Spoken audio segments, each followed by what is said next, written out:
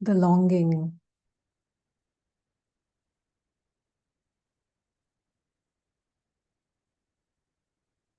to find out what is the truth,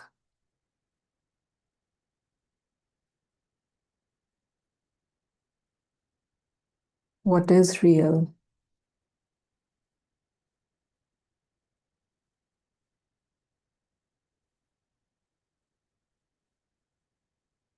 is bestowed upon a few fortunate ones. This yearning, this ickiness with what the world seems to be and what the dynamics, the social dynamics, the economic dynamics, the political dynamics, the status quo of which we had been playing a part very passionately, fully identified with contributing or revolting against a particular direction of the movement of that particular dynamic. And in this way, we have been, and we do find ourselves a part of hundreds or thousands or millions of those dynamics in our daily life.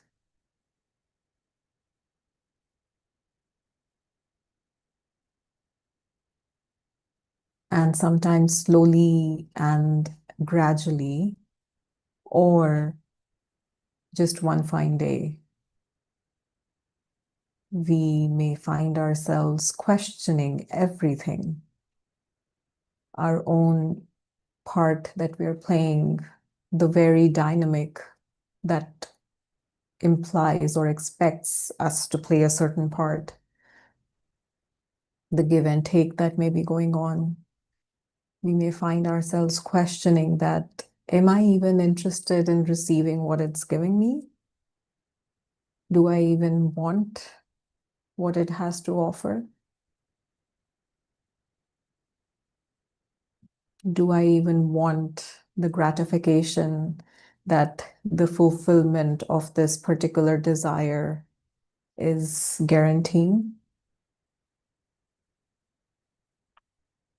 Is it worth the effort, not just the physical effort, but mental and emotional effort? Is it worth prioritizing it to an extent that I don't even know if I want what that involvement, that passion is going to give me?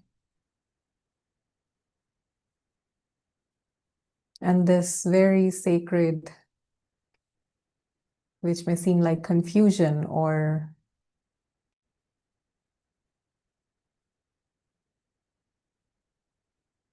just maybe depending on the intensity of this questioning, it may even seem like that I'm going mad.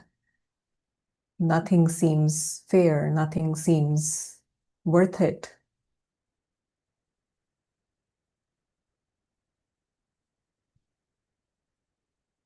And it may just dawn as a blanket that covers everything that we have been experiencing, all our interests and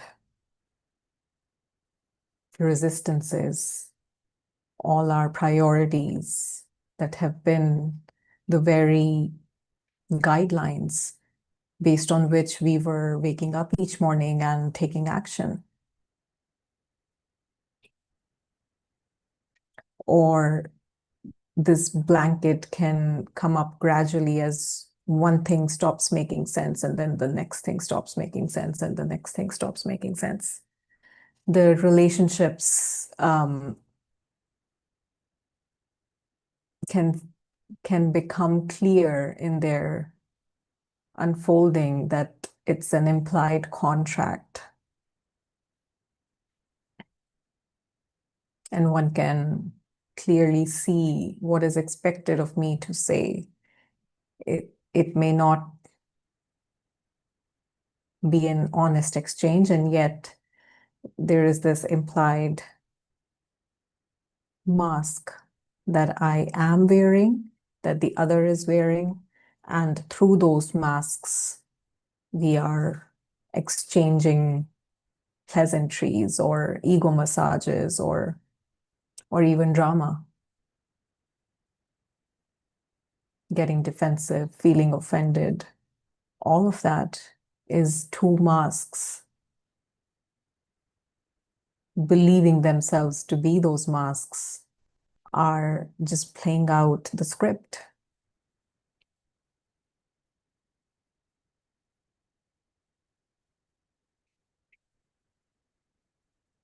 And as these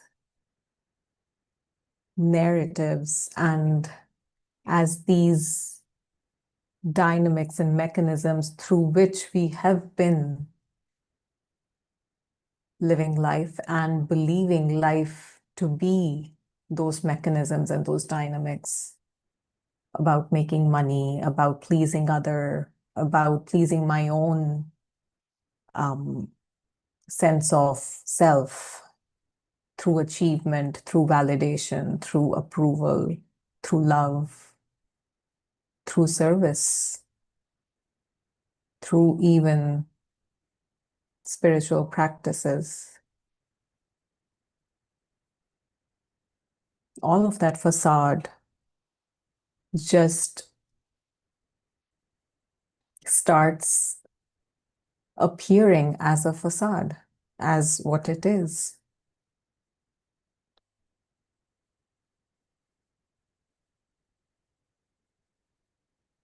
And while that is going on,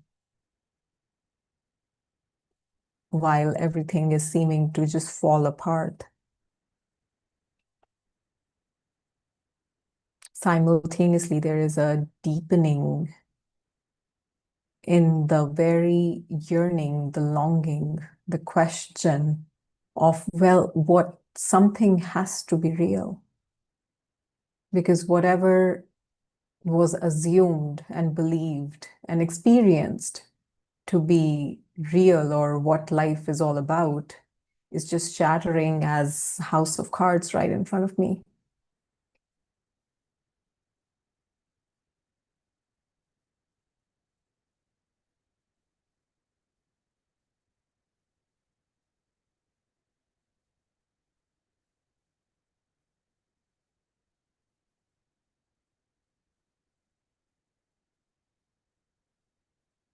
And one fine day, one fine moment, or gradually, the attention that maybe fully invested in the falling apart of what was taken to be real or important, or where life was supposed to be lived as and from,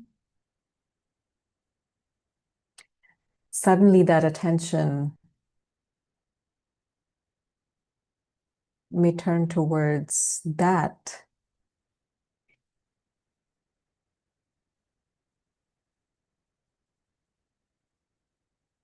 well, first of all, that which is questioning the reality of all of it.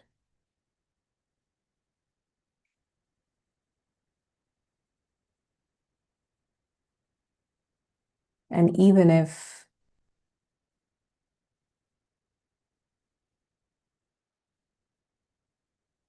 the attention can turn towards the one that is in despair, the one that is feeling hopeless with everything that life was all about, just is dry and tasteless now. So even if there were to be awareness and a kind of noticing rather than that which is falling apart, and attention and awareness of that which is hurting, even that is the grace of God bestowed upon us.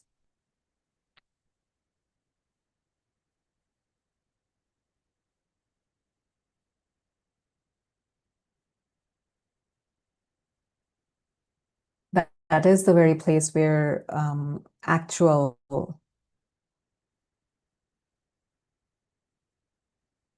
emotional or psychological self-care can happen from.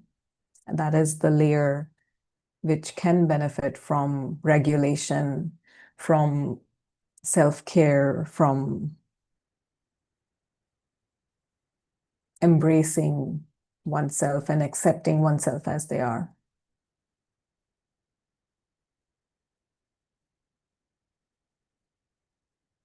And it can be useful at a certain point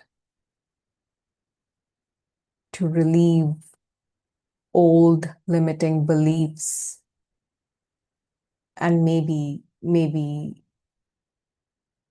they're replaced by new, healthier beliefs.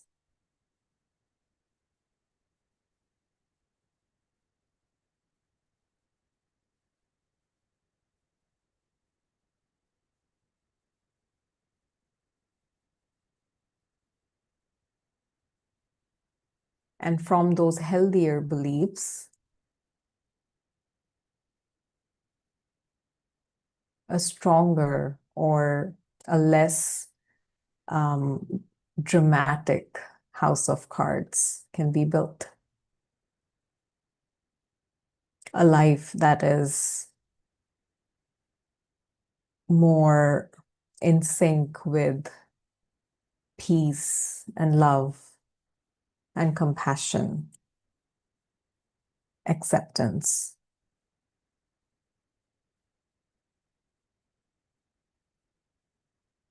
Can emerge from these healthier self-beliefs.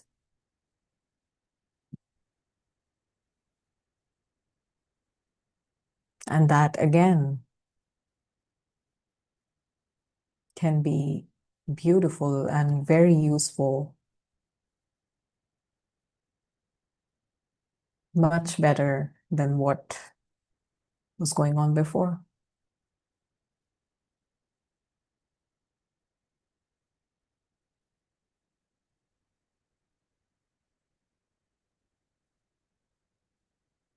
And sometimes, for some lucky individuals, even that feels dry and tasteless. Even that feels like, well, even this is based on an illusion.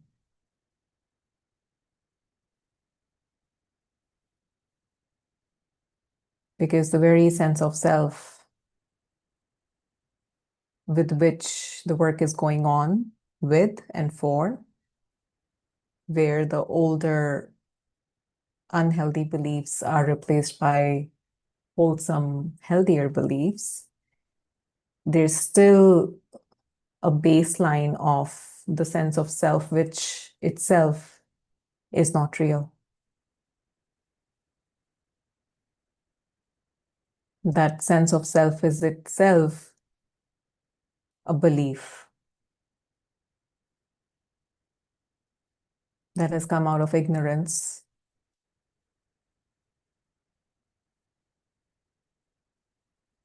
And until that is looked at, until that dawns upon itself, until the very sense of the person that I am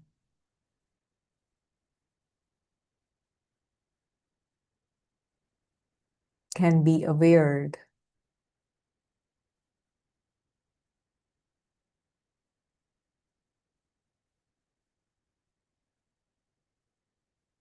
life is still being lived from a place of a lie. So the very question, the very yearning that started as what is real, what is the truth, cannot be satisfied until the sense of self is from where the seeking happens. Something always feels off. I can make myself believe that, oh, I've got it. Oh, I've experienced it. I can bliss out on spiritual experiences and believe that that's what it is about.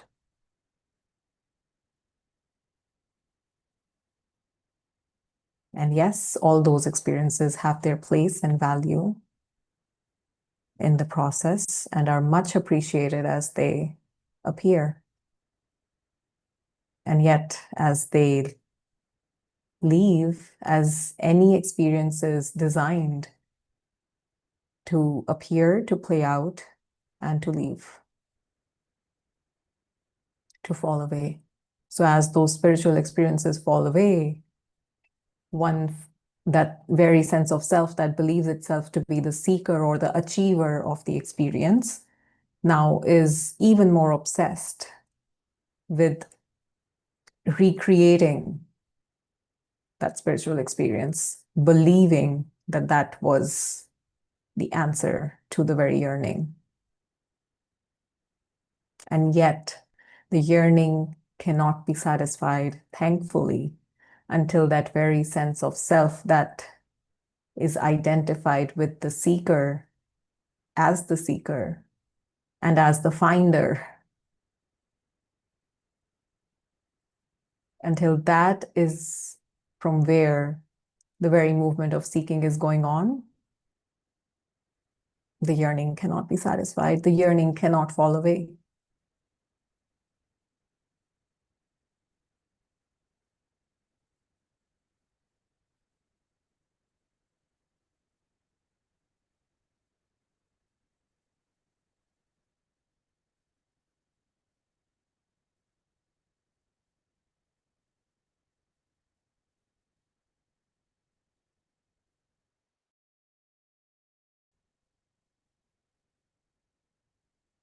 The yearning and this illusory sense of self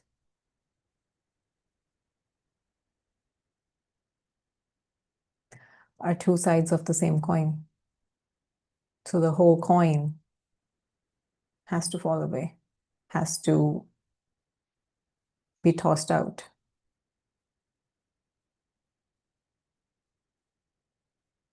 has to be thrown in the very well, the wishing well of awakening. We can't just surrender the yearning while keeping the sense of self,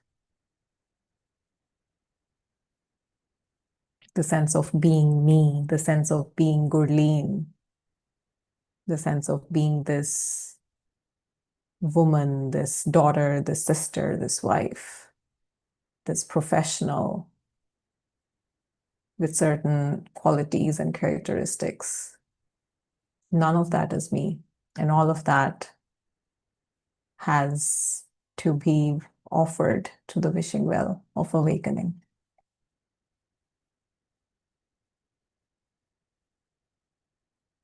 The yearning and the ownership of this sense of me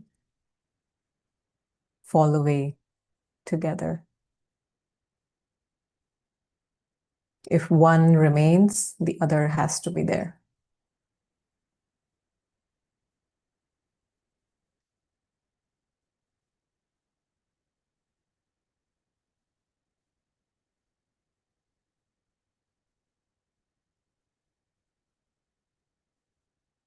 And one fine moment in the momentless, the timeless moment,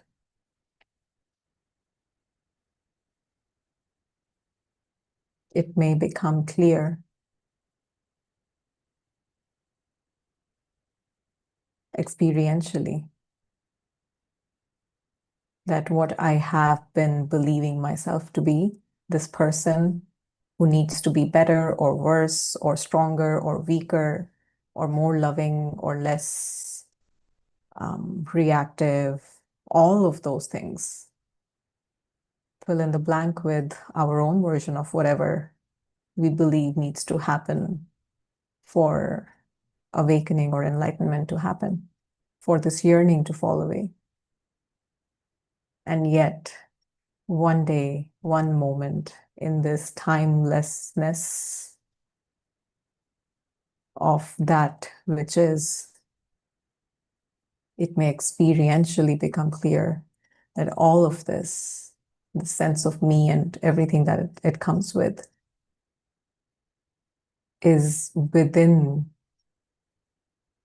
that which I am.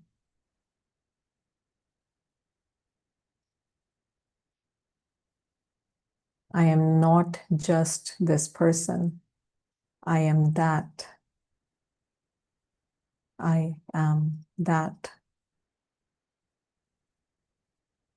This body, the thoughts, the emotions, the beliefs, the patterns, the triggers, the reactions, the world out there, the other,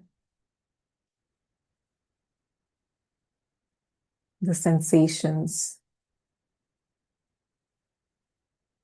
health, illness, all of it is appearing within that I am.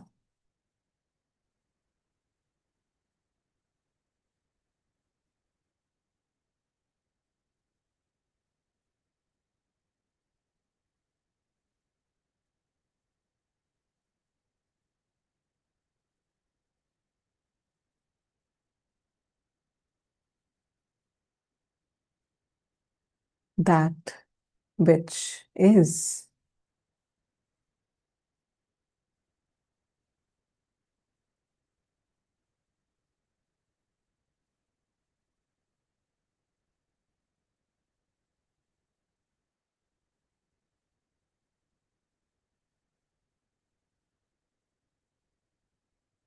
What is to say? What is to say? What can be said?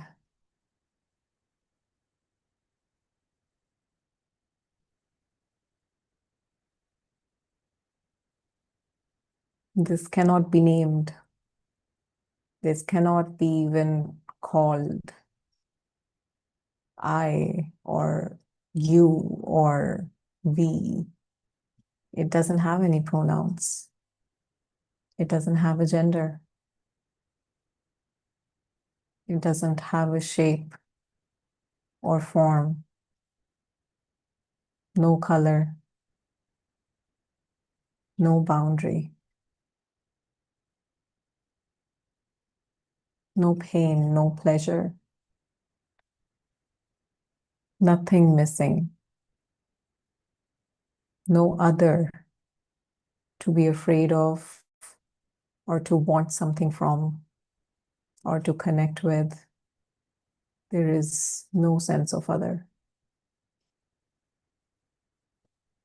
And as there is no sense of other, there is no sense of me either. Me and other arise together as one movement.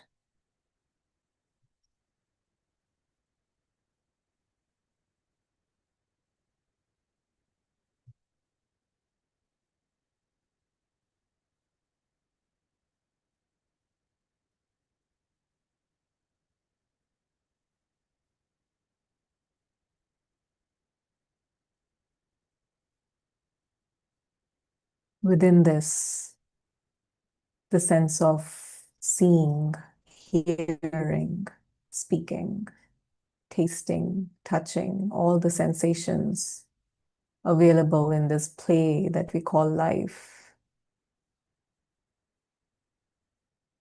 appear within this.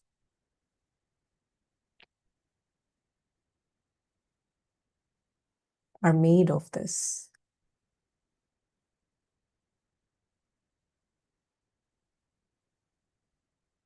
And yet, this itself is without any quality, without any characteristic.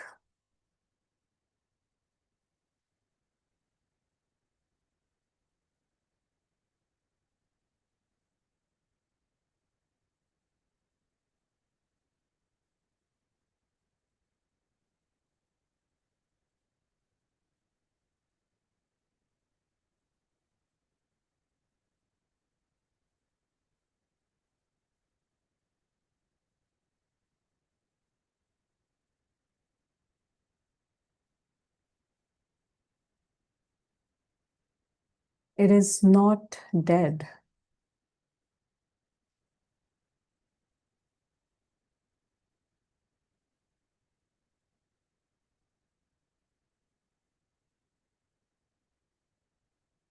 It is not dead nothing.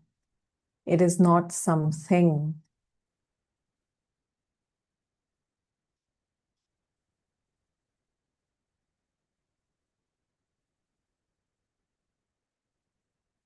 What is it?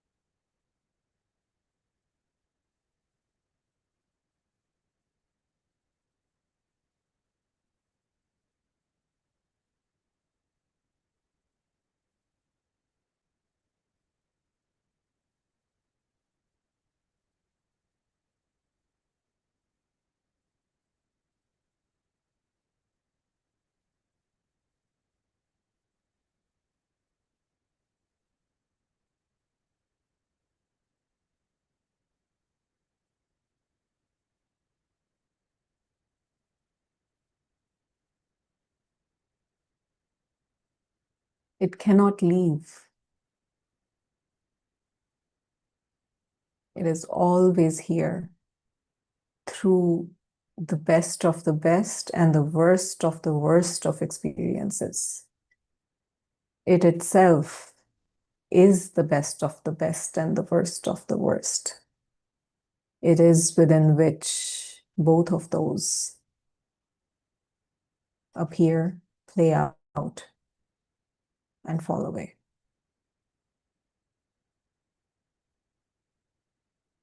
It is within which the very me that experiences the best of the best and the worst of the worst is also appearing.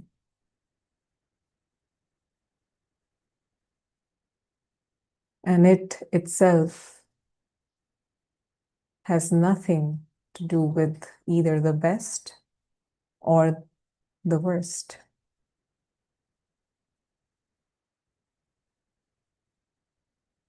And yet the very substance of the best and the worst is this.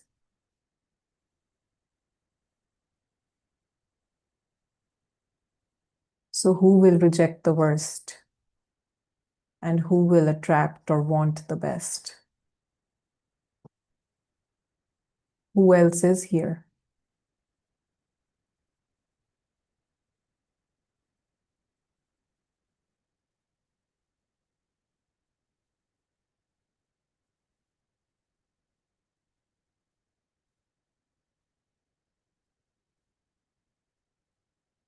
Eyes open or close?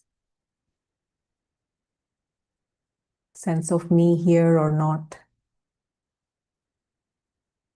Pleasure or pain as an experience?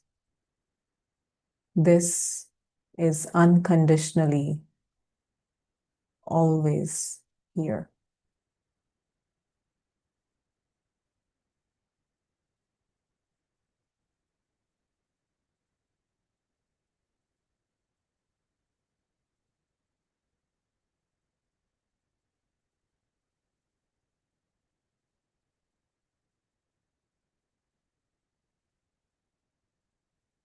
The very breath, inhaling and exhaling, each word being formed, the meaning being interpreted, all of that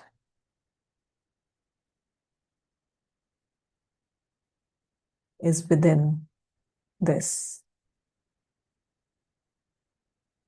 is made of this.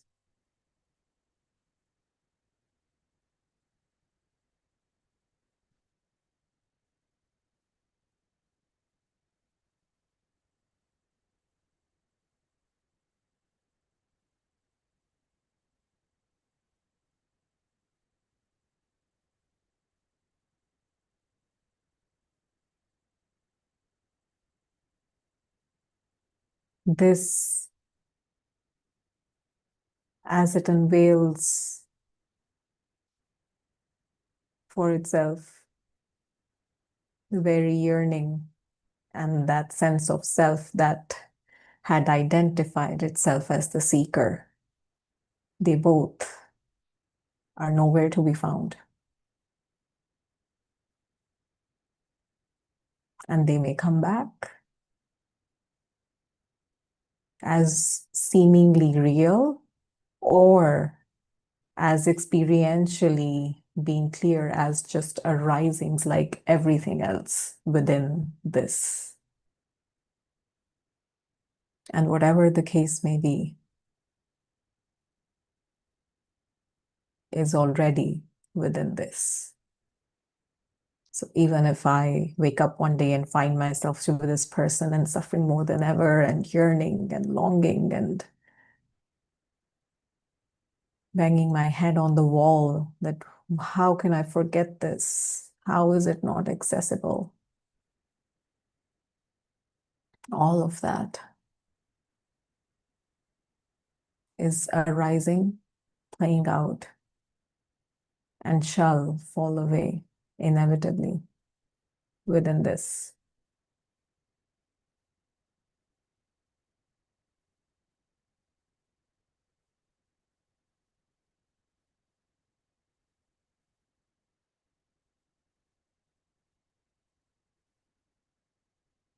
So then the question for the very seeking identity is not so much to find what it's seeking, but it might be more useful for the seeking identity to question, can I surrender to whatever is? Can I surrender to suffering in this moment? Can I surrender to seeking in this moment? Can I surrender to whatever is being experienced in this moment? The seeking identity with that intention, with that dynamic, with that relationship, with that which is the servant of God.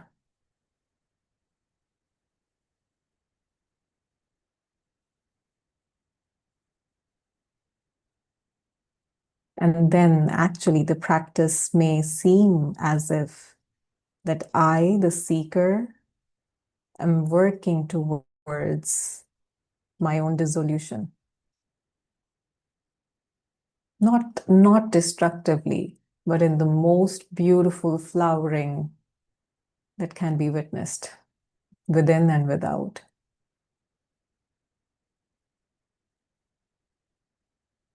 That is the place from where unconditionality of experiencing life as the grace of God, as the will of God, as exactly how it is supposed to be,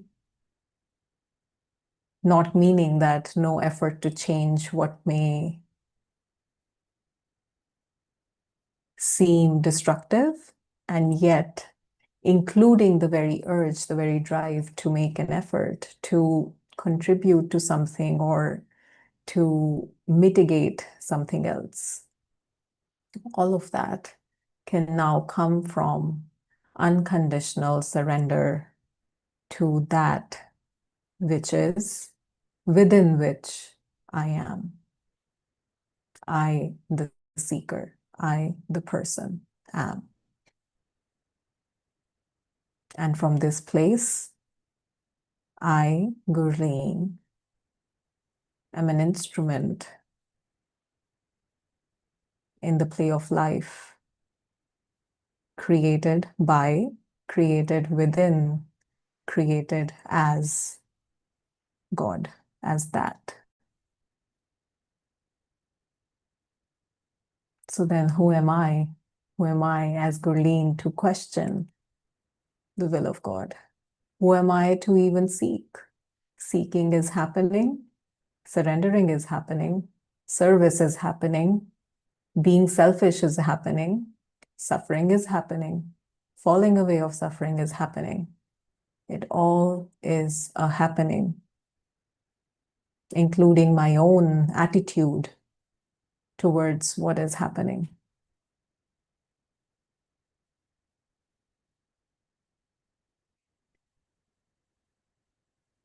As this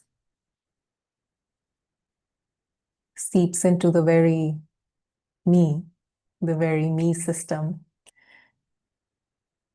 everything in life, every event, every conversation, every non-conversation, every silence, every pleasure, every pain becomes a fruitful practice of non-doership and non-attachment to outcome, which in other words is just pure surrender of non-ownership of what I am and what is happening out there. And from that non-ownership, beautiful actions can still happen, and beautiful doesn't mean that they all are soft-spoken actions or loving actions. They may look very powerful and very strong even. So from some other lens of perception, it may look like, oh, look at that, he's so angry. And yet it'll be coming from non-ownership. And that's really what it's all about then, for me.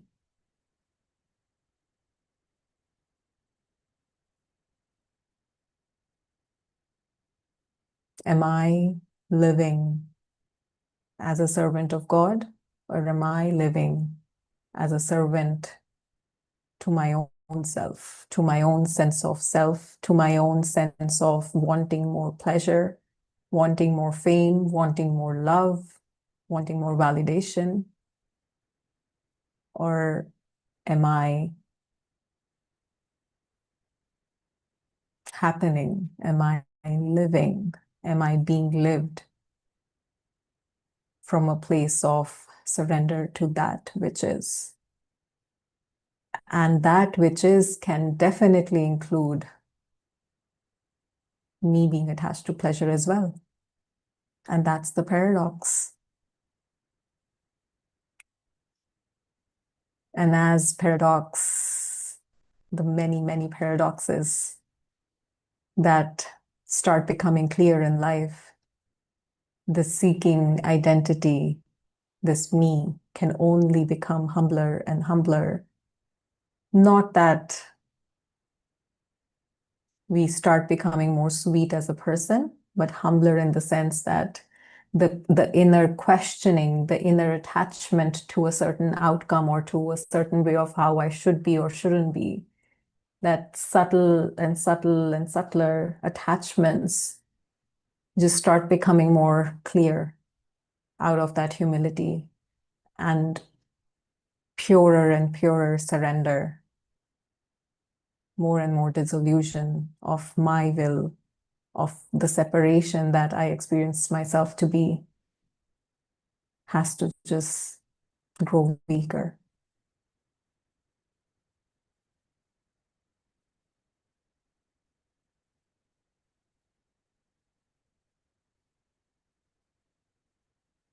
And this very beautiful, divine, fateful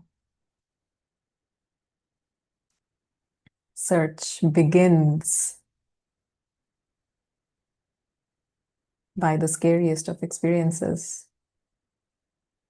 by the most painful experiences where something may fall apart as an event or as a circumstance, as a relationship, as a health condition. And it can trigger the recognition of how everything that we have been taking to be real in life is just a poof away, can die, can fall away, can become non-existent. And from that despair, from that disappointment, from that disillusionment, the very search of what is real can begin.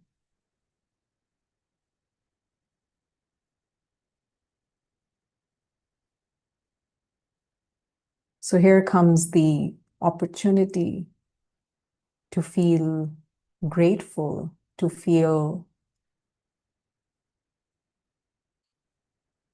full of love and gratitude and acceptance towards everything that hasn't worked in our life, to everything that has delivered pain, that has triggered suffering within our system. Because if it weren't for that suffering being triggered, the search to what is may never arise, may never have arisen. So, what am I trying to heal?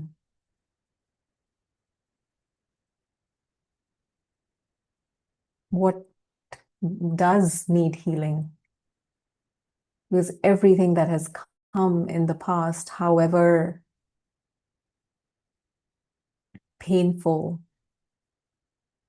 it may be, had to happen for me to be where I am today.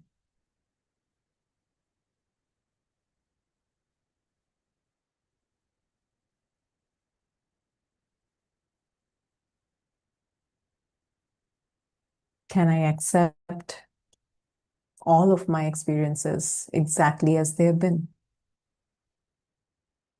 Without shame, without blame, without expectation.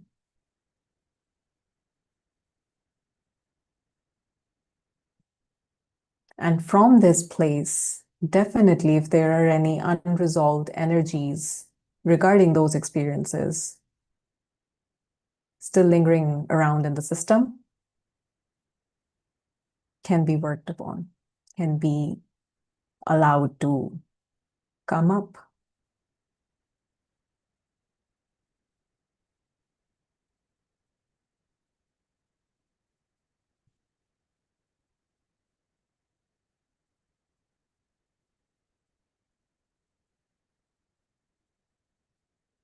Even that, even those painful experiences and the lingering energies, the shame, the blame, the expectation, attachment, resistance, are arisings within that, are made of that, the very substance of those unhealed, painful energies is that. What else is there but that?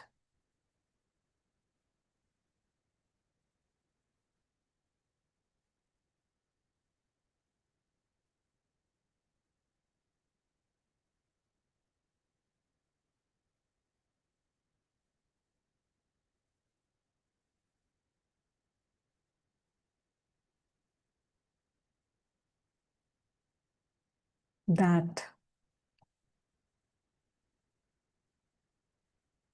that we call God, that we call consciousness, that we call I am, not I, the person.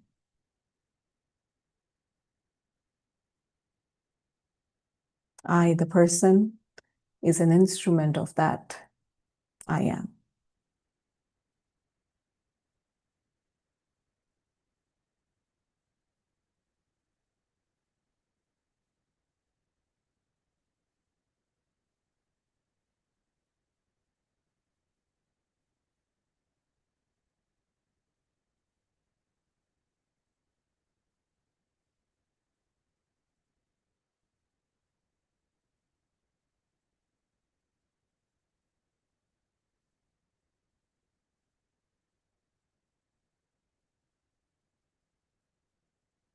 Let's open up the space for any conversations, sharing questions, comments. Feel free to raise your electronic hand if you have anything to share, and I can unmute you.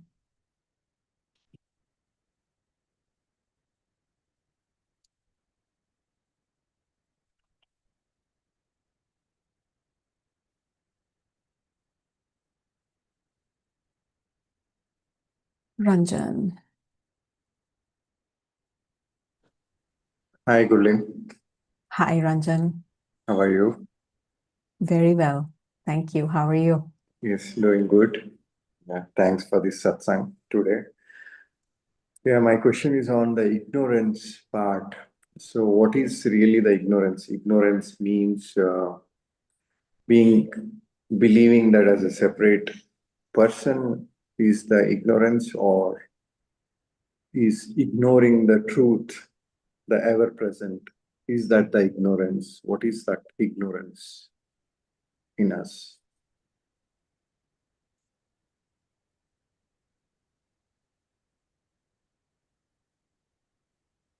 Simply put, ignorance is the very forgetting of myself, and myself not the person, myself that I am, that which is.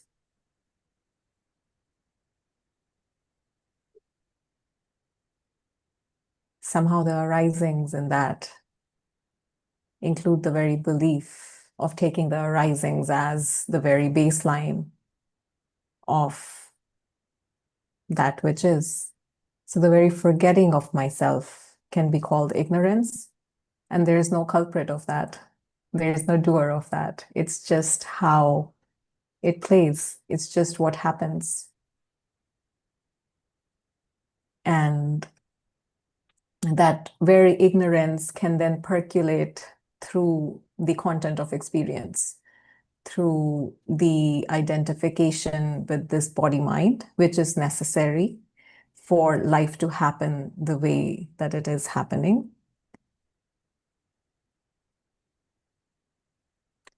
And the very possibility of questioning the experience as it is experienced to be is also possible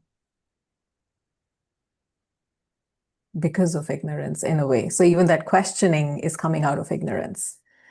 It is only in the unveiling of that that happens, which actually in itself is not an experience.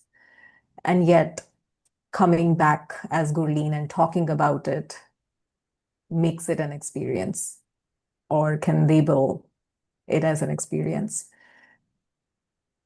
So that only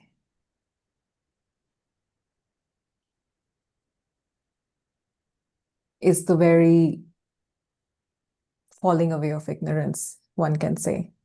And yet, for life to happen, the ignorance has to be there, but the identification with the ignorance as something real can definitely fall away. So Gurleen has to talk to Ranjan, and Ranjan has to talk to Gurleen. That's all ignorance. And yet, the very loss of ownership of the experience and the experiencer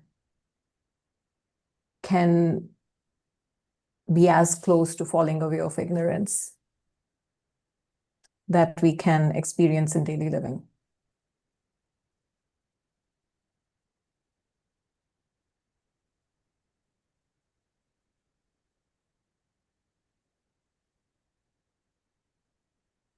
I understand this forgetting myself, that happens only through experience, right? Like if we see experience as a sensation, then you may not forget yourself, but when you are deeply, uh, when you engage in some psychological imagination or psychological thinking, then this forgetting happens, then fall back. So that is what awakening, in a sense. Earlier, you may not fall back. Maybe you may continuously uh, busy with that process and desires and these things. But now that you have that ability to fall back. That's actually a beautiful question. I'm so glad you asked that because I did want to cover this side of forgetting and not forgetting also. And now with your question, I get an opportunity to do that.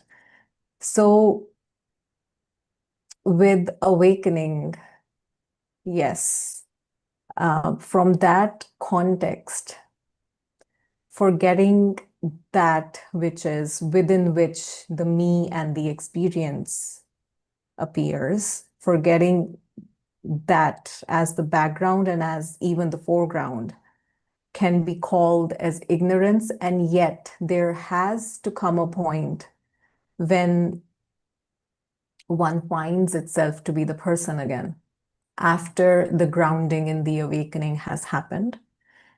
And yet one day you wake up and you're like, oh, I'm not formless awareness anymore. I feel like I am Gurleen again. And that may not be labeled as the same forgetting as we used to label as forgetting when the grounding in the awakening self was happening. But maybe now this is where the integration starts, the integration of that which is now again identified as the person, but now this person is not suffering anymore. So the absence of suffering is the absence of ignorance, even as the person. So then the practice is not remembering that which I am behind the person or the root of the person. The grounding of the awakening once has happened, which nobody can say when, how do we know it has happened or not? It just is a process. It's like Roger used to call it a magic carpet ride. So how that ride is designed for a particular set of experiencing, no one is to say when is the right time to become the person again.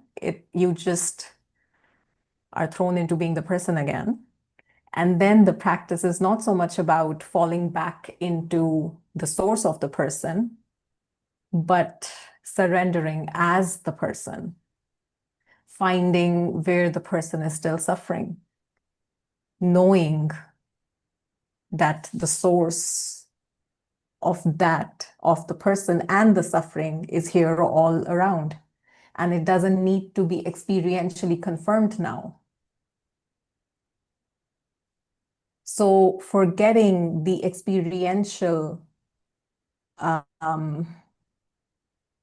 need to confirm the formlessness or that which is the source of me and the experience, it's not needed anymore. And that is not coming from a place of ignorance now, but the process is just now integrating where one is becoming more full as the person, as an embodiment of that which has been realized.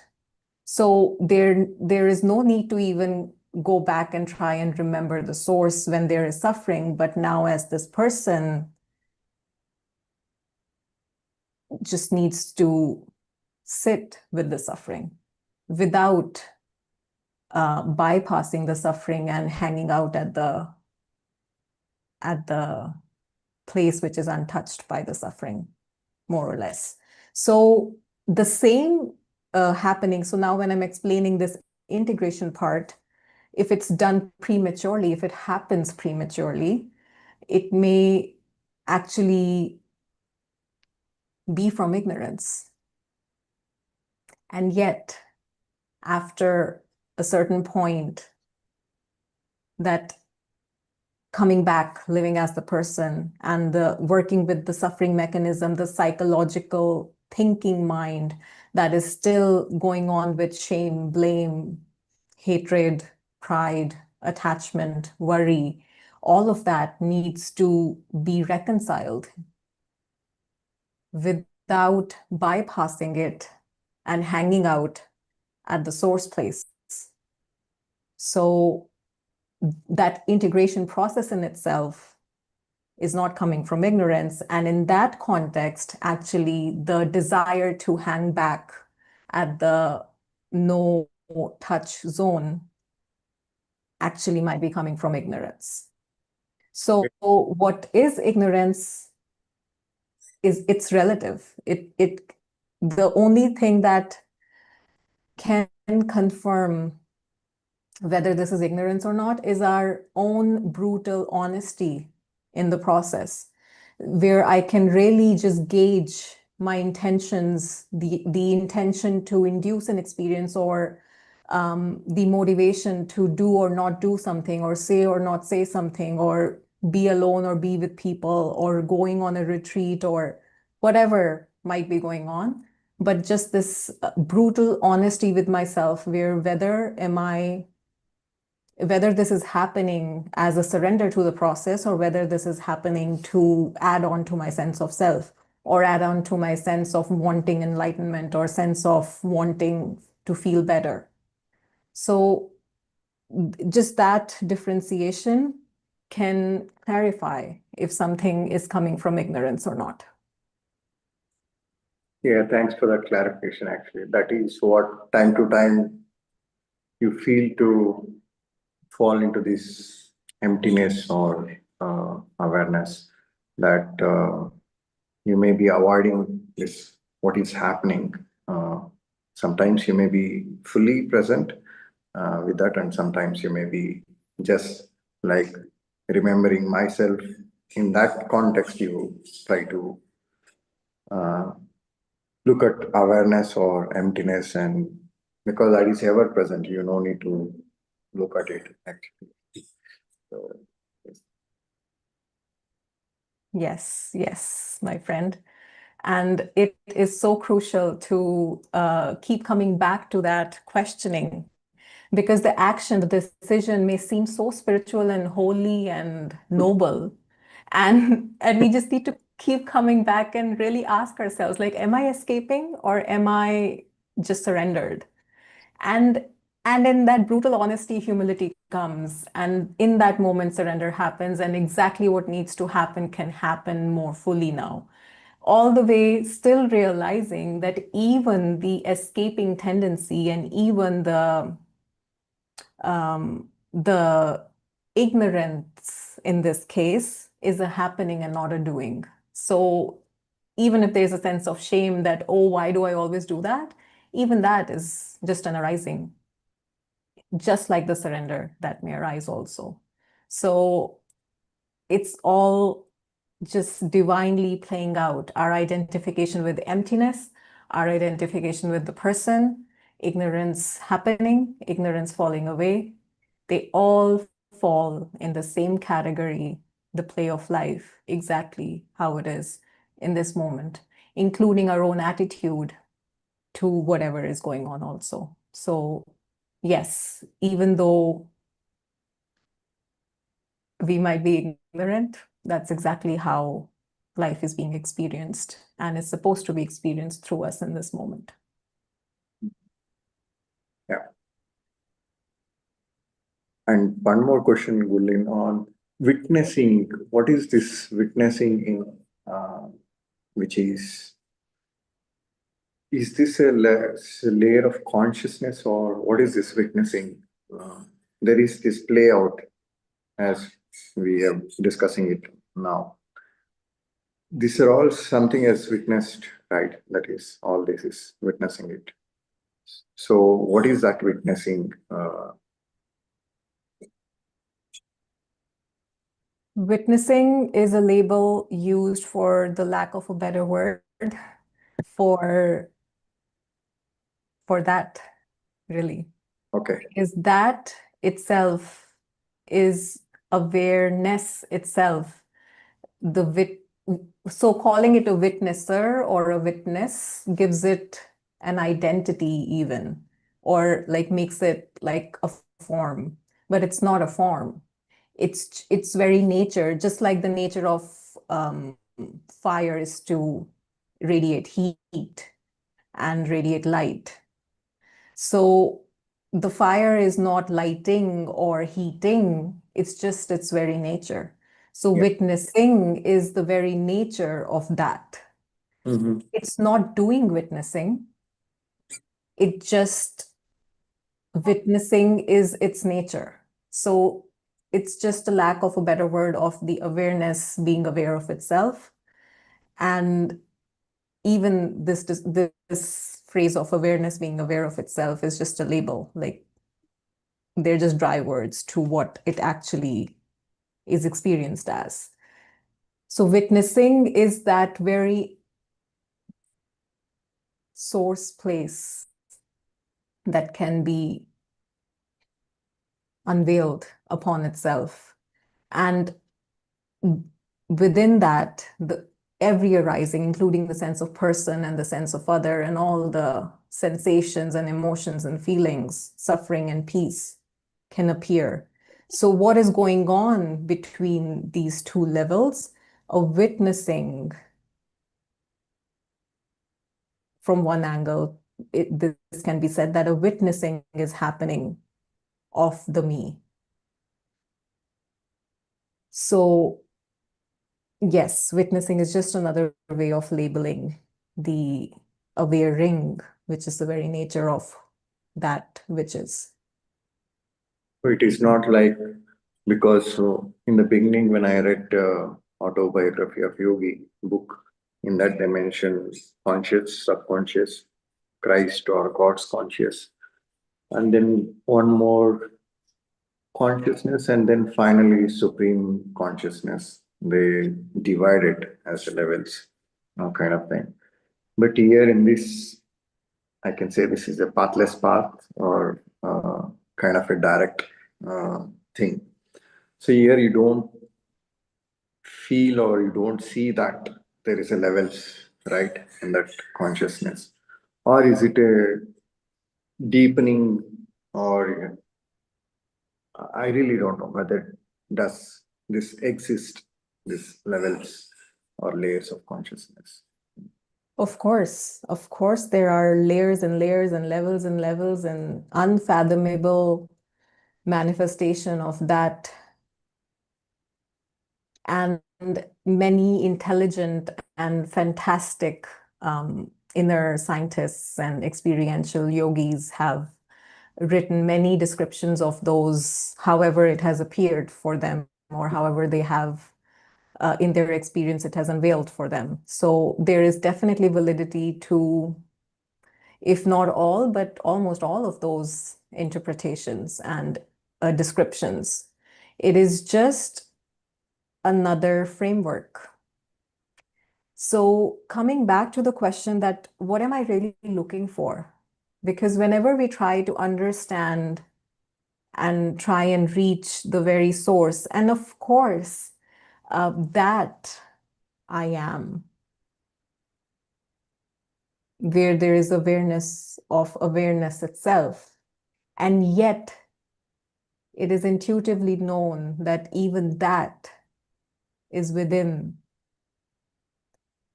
I don't even know what to say, because I was going to say something, but it's not something. It's just, it's beyond reach. Mm-hmm. So maybe, and knowing that, is that the point? Is that what I'm searching? Or, or if there were no suffering, if there were no seeking, it wouldn't matter, would it? Because what if that, which is the source of even this formless, impersonal sense of I am, what if it was just a computer game and it's just a kid playing, like hitting enter? And if it hit escape, the very sense of I am would disappear. What if it's just that?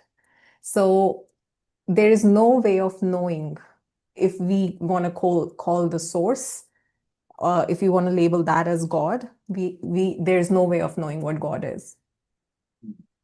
Any description of God is a lie, plain simple lie. Yeah, that cannot be described or defined. It cannot be known. Yes, it cannot be known. That is truth. It cannot be known. But why Yes. they concentrate on this point between the eyebrows and meditate, and then it can be go to that layers of consciousness. Is that what it is meant, or is it something uh, beyond our perceptions? I'm sorry, I don't think I understand your question. Is it beyond? Means normally the yogis they practice meditation by focusing the point between the eyebrows, right? Mhm. The point. And through that meditating, then they realize all these layers of consciousness or whatever, uh, Right. the manifestation or different. So means something it is, means whatever it is manifested, it is in the brain. Everything is kept inside the brain. Through that, they are accessing and they came to know all these things. It means like it is kind of a memory, right? Or is it a kind of a play? Something has happened and that is there in the brain and you access, or is it a reality? Is it a truth that uh, if you meditating on this point and deepening your meditation, going deeper and deeper, and then something happens, you don't know. But still, that is an experience, right? Or is it? Yes, it's an experience. Okay. Yeah. And that is where we need to really question ourselves. Am I looking to reach the end of all of this, which is a very valid pursuit, and which is a very valid journey that many spiritual seekers take, and it is a wonderful dynamic journey? Or am I looking for end of suffering? But that So, the end, mhm, they don't go through suffering through that way. That is a kind of a different, so yogis directly, maybe by concentrating on breath and they directly divert the energy to that point, concentrate that energy, all that energy to that point. mhm. And finally they come to the same pathless path or the same thing, but they're doing it in a different way instead of going through suffering. That makes sense. Yes, that is that is a possibility. But what they do and why they do, only they can know. Yeah. But yes, it's definitely a very valid framework.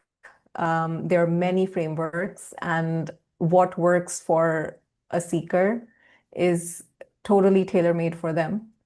Even though it may seem like they followed the bhakti path or whatever paths are out there, or the pathless path, but it is still going to be very unique and uniquely defined with milestones for them. Hmm. And eventually, what we are really looking for is the end of suffering. So now, whether that happens through experiencing the supra consciousness and the mega consciousness and whatever other levels there are, or whether they just happen in this mundane daily living as the very falling away of the sense of personal, belief in the sense of personal doership and attachment to outcome, are equally valid as falling away of suffering.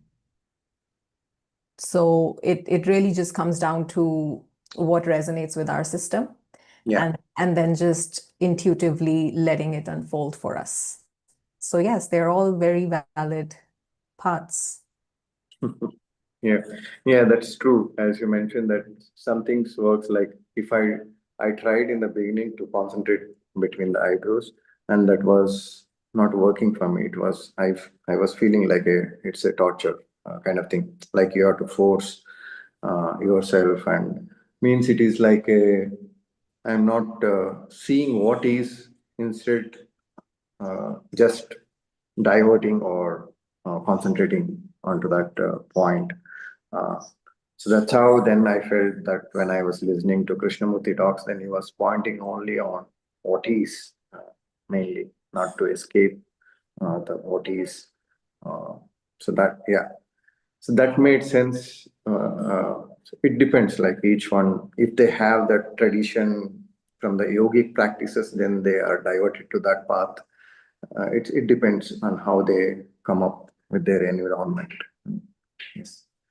Absolutely. Everything in life, every experience in life, every path of life can take us to God, because it is all God anyway. It is an arising within that which is. So there is really no path to that which already always is, and that is everything. So everything in itself can be a path to God. Yeah. Why not? What other way would there be? Yeah, there is no way. Yes. And everything can be a way Yeah, that's to right. the one for whom it's destined. Yeah. Thanks a lot, Gurleen. You're welcome, Ranjan. Thank you for your questions.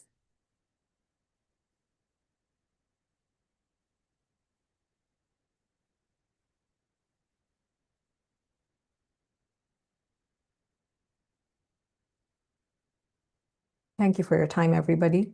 Before we sign off, as I like to put a disclaimer out, everything that has been said and shared here is a concept and not a truth. By any means, it's not the truth. It is only a concept if it lands, if it remains in our system, if we find ourselves thinking about it. The only intention of these concepts is to act as a pointer to experiment within our own experience, to see what is it that I'm really looking for, and that which I am looking for, is that available? Where is it available? Where is it not available?